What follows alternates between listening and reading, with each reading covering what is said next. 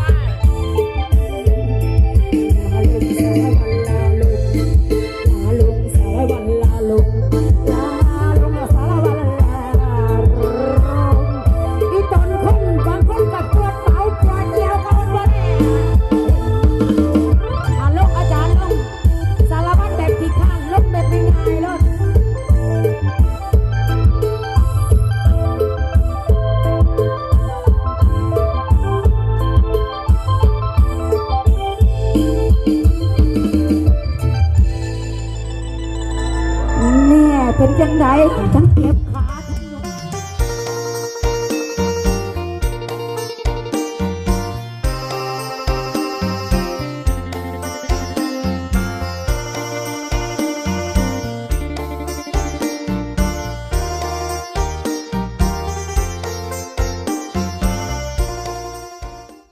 บัตรเซิร์นจะใส่แล้วอ่ะเนี่ยใส่แล้วบอกจะใส่แล้วบัตรเชิญที่ดังไงเนาะรอบคำที่ดังเลยเนาะท่านจิตผมด้วยครอบครัวเมนข้าวจันทวงศ์งานแต่งเลยพี่น้องเลยนางสุขสันเนาะนางสุขสันเนาะดีพี่น้องเนาะไปงานแต่งตอนกลางคืนเมนถ้าแม่เราจะว่าเฮ้ยมานี่ยุ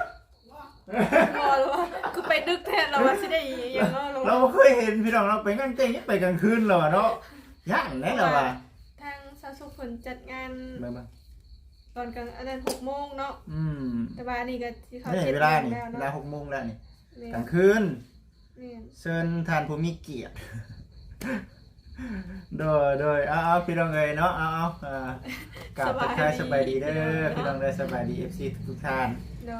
พากันไปงานแต่งเนาะของทางสาวซุกเนาะหรือว่าสาวซุกเซโน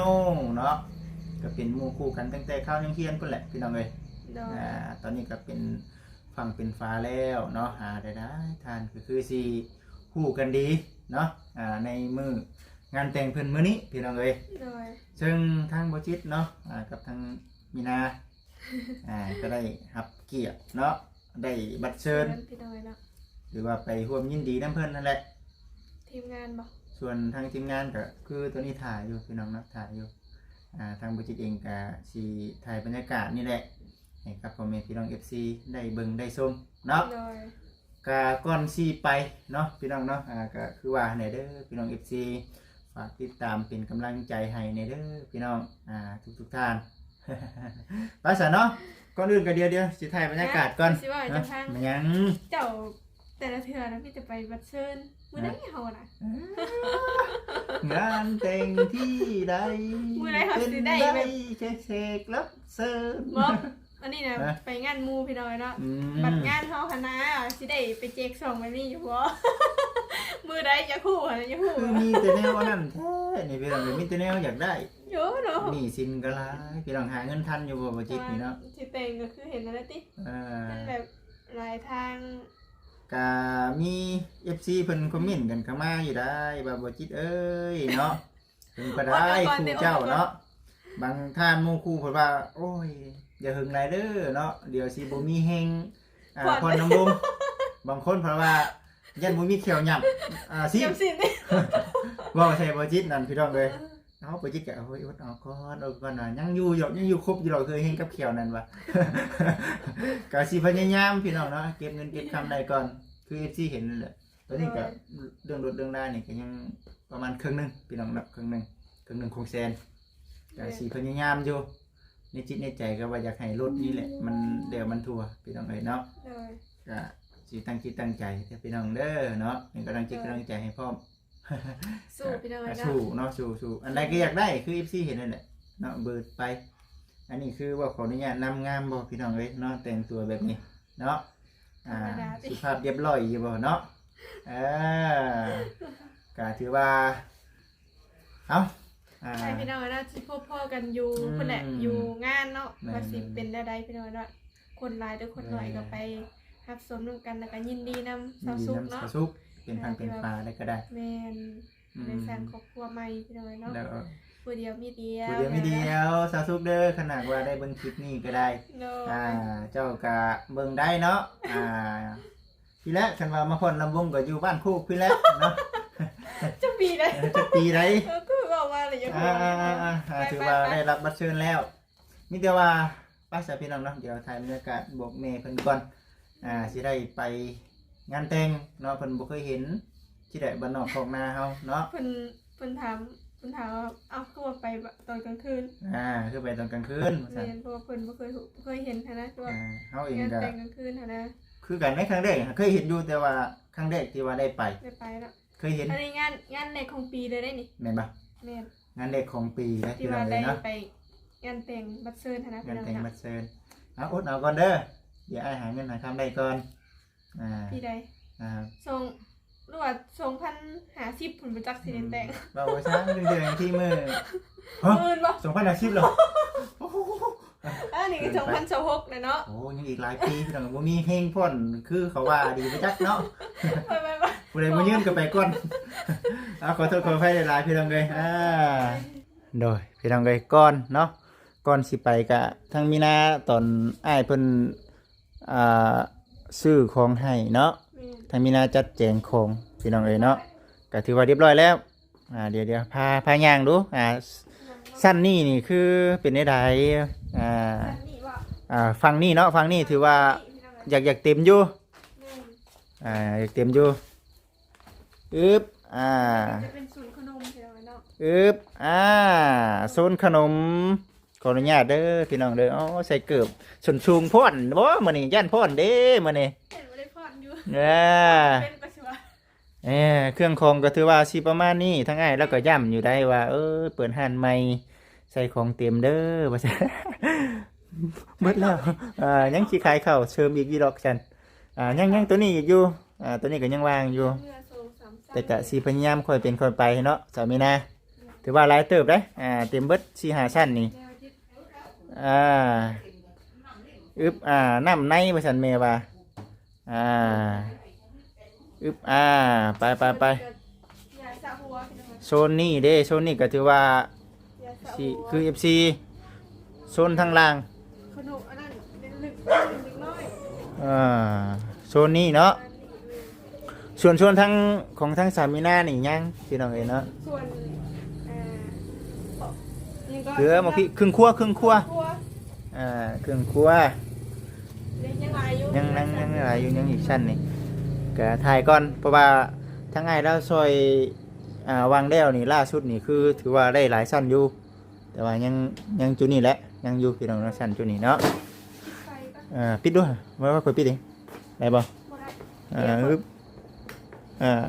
ยังโซนนั่นพี่น้องเอ้ยเนาะหูโซนน่ะโซนนี้ก็ยังบ่ทันเต็มนี่เด้มีแต่ไข่พี่น้องเอ้ยเนาะยังหลายอยู่เราจังปัดจังกวดมันตอนเว้นนี่เด้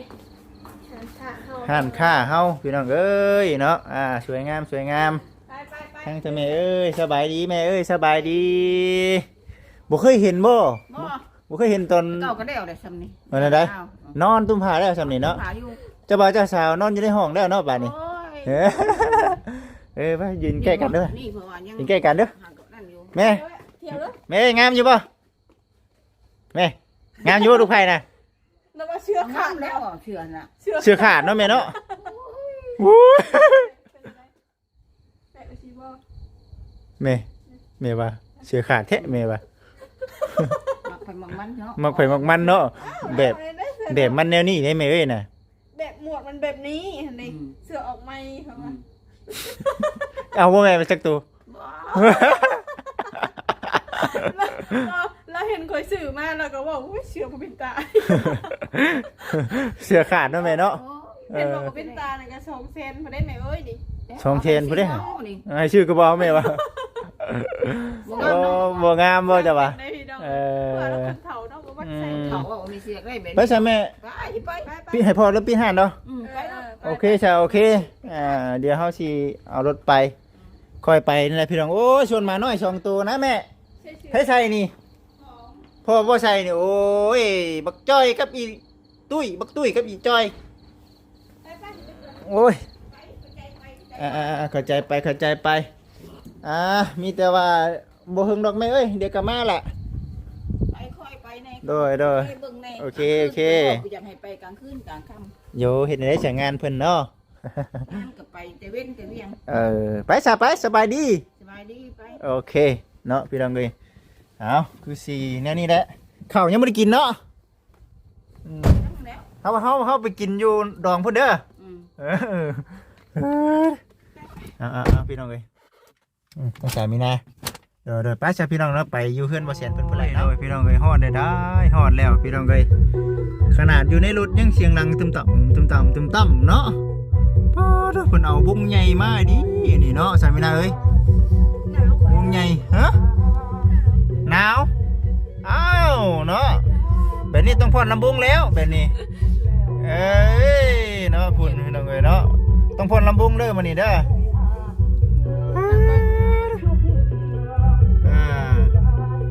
พี่น้อง ก็ได้แท้ หนาว หนาวเนาะเย็นจ้อยพี่น้องเอ้ยเนาะ คนลายเติมหนาว เอาผ้าห่มลงไปป่ะ ยังถามว่าเห็นอยู่ ถามว่าแสนพี่น้องเอ้ยเนาะถามว่าแสนเพิ่นตอนนี้ก็มาฮอดแล้วพี่น้องเอ้ยเนาะมาฮอดแล้วก็คนหลายเนาะใช่มีนาเนาะ เดี๋ยวลาย ขนาดกลางคืนนี่หรือว่าคนจัดกลางคืนเนาะ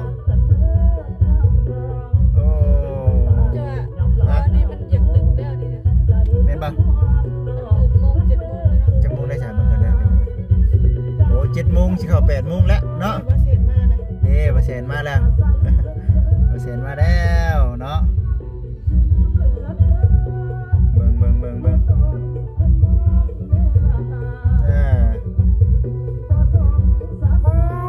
เพลงก็ดังเนาะพี่น้องเนาะ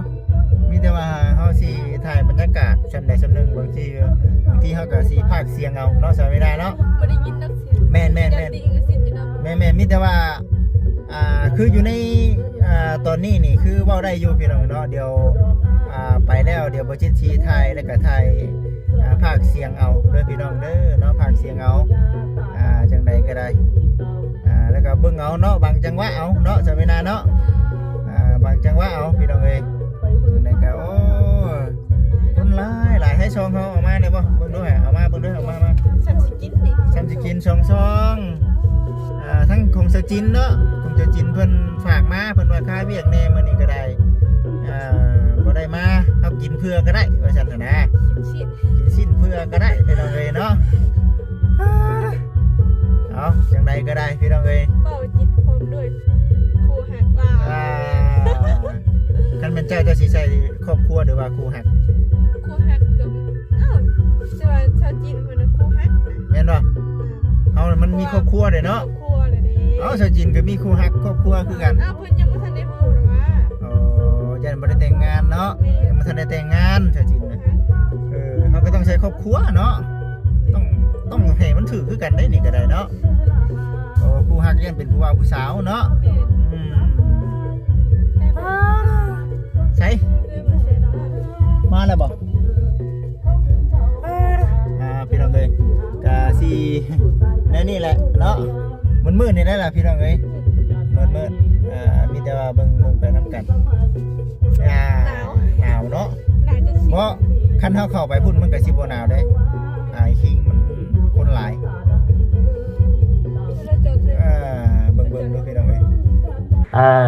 เจ้า เด้อ อยู่ดีไม่แห้ง ข้างในแล้วบัดนี้เนาะ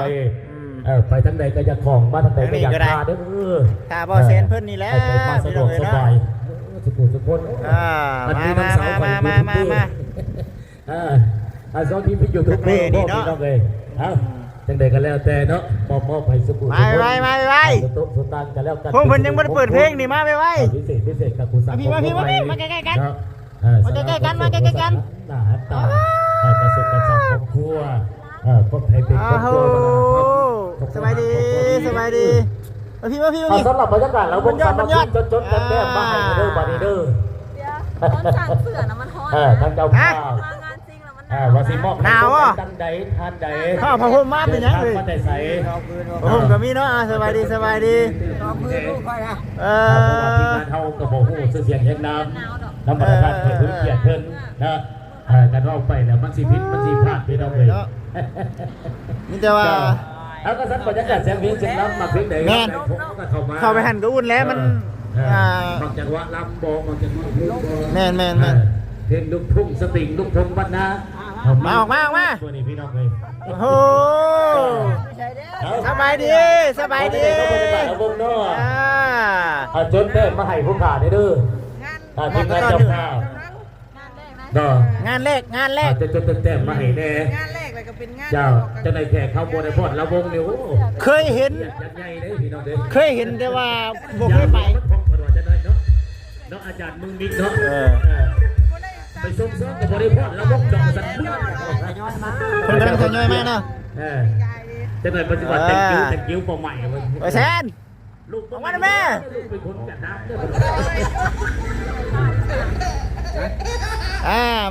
มาใส่คลิปเลยผมเพิ่นยังไม่ได้เปิดเพลงเนาะ ช่วงโควิด ผมเพิ่นยังไม่ได้เปิดเพลงใด มาไก่กุ้งไก่ปลาหมึกคนบอกว่าขายดีอยู่มาคนเอง สบายดีเด้อเฮ้ยคันเฮาสิว่าเมียเฮาคือผีกงก้อยสิได้บ่นี่มันคือตาฮะบ่ได้บ่ตาแดงได้ บัดเมื่อพูดเกี่ยวสิลำบาก บ่ บัดเมื่อเขาเดียว บ่ย่องอย่างเดียว มันตาแดงก็สิว่านี่ เอาเปิดแทนเนาะพี่น้องเลยบ่เปิดบัดมืดบัดนี่ งานจะงานพ่อป่ะบรรยากาศเราวงสมาธิสมาคีไร้บาท พังว่าบมวนคือพังเพลงพังรักพี่น้องเลยอยากจะเกิดไปเท่าใหญ่บนวานที่เขาหมากมาใส่ตาโคตรว่าหลาย แต่ว่าสิชวนเมียข่อยกินข้าวอยู่แก้งกระเบาก่อนเพราะว่ามีงานอยู่ เจ้าต้อง จะมีงานคือกัน เอาลงไปนั่งนี่เพิ่นไปจัดนี่เดี๋ยวลง ว่าแล้วเอานั่นได้บ่ บัดเชิญเนาะ บัดเชิญได้ซุมื้อข่อยสิได้กินหลายก็หมู่พุ่นน่ะ2ใบพุ่น อันพาลูกหลานเป็นผัว ข้าวเวียดจังหวะแม่นมาเตอเป็นพุ่นจัก น้องสาวลีฮะก็เห็นหน้าเห็นตา ดาวบ่ยอมนุ่งเลย ทีมตลาดเราพิเศษพี่น้องเดินมาฮอดใจเถิงแล้วจะได้ก็ให้มันทำปะทะอาหารบรรยากาศเสียงจากท่าน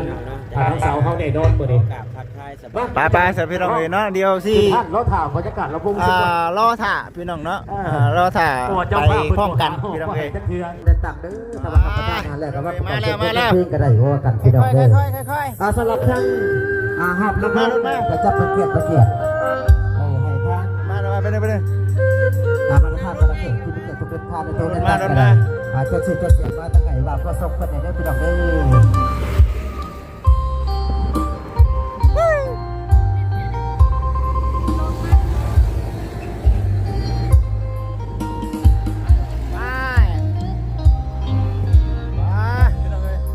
คือว่าได้สิได้เสียงแล้วบ่ทั้งเจ้าภาพเป็นจดชื่อมาให้แล้วบ่ทั้งเด้อไปเย็นจ้อยๆบาทนี่ก็ได้ เอาพอบอกไปท่านน้องชายข่อยเหย่าให้หนึ่งบรรยากาศเพลงเราถ่านระวงเนาะทั้งใดทั้งเจ้าภาพได้ระบระวงสมัคคี ไปพักกันนี่ เอากระสั้นผู้ขาขออนุญาตบาดคำจะจัดบรรยากาศระวงในสกอนเพิ่นยังอยู่บ่ตอนนี่โมเมนต์ครับระบบนี่พี่สามี ทีมงานสาวเซโน มาแล้ว โอเค อันนี้บ่ เพิ่นจัดให้ทีมงานสาวเซโน อันนี้บ่ เพิ่นมีนักร้องมานำมาสันดีเนาะ จะบ่าวจะสาว ผู้ใส่ทีมงานสาวเซโนขอทุกที ามสวยงาม เจ้า เอาสบายดีสบายดีสบายดีต่างคนต่างแฟดบัดนี้เฮาเอา เจ้า โอ้ได้เรื่องบัดนี้ สั้นๆทีมงานสาวเซโน อ่า ขอบคุณด้วยโลกอยู่ในตู้ มา เอ้า โอ้ยเป็นหยังดอกเบิ่งเด้อเฮ้ยเด็กมาจักเคย คนมาต้อนรับ บ่ได้ชื่อครับ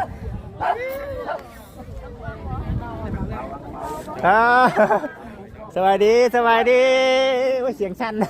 มันหนาวด้วย ทีมงานสาวเซโนอยู่ในตู้ สบายดี มาเพื่อนห้องมาทำเลยด้วย คือจัดได้จังหวะแท้นี่เนาะหนาวแท้นี่รักสลายดอกไม้บานมาตั้งไว้แมนประวัติตลามานำมือนี่ กลับมาได้เนาะโอเคบาย มักน้องกับมักอีหลี พี่น้องเอ้ย ส่วนน้ำหนักเจ้าของบอกโอ้ยพี่น้องเลยเอาส่วนน้ำหนักเจ้าของสวัสดี เอามาไปที่แม่สาวเซนอยู่ในโต๊ะออกมาเพิ่งเลยเอาไม่เลยออกมาเพิ่งเลยด้วยสาวเซนเด้อ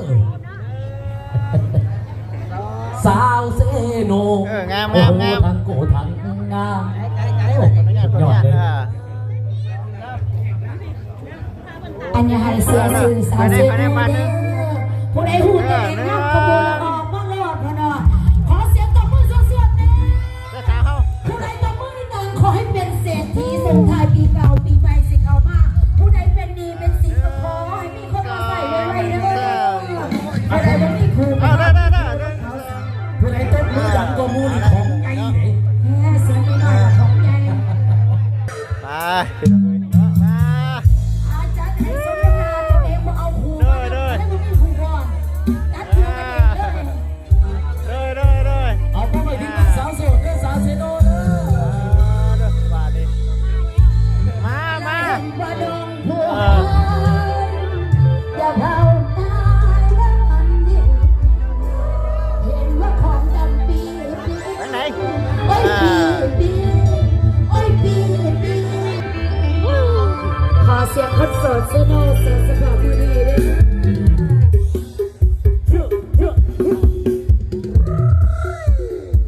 เอาไปอาจารย์ เอวเด้อเอวเด้อ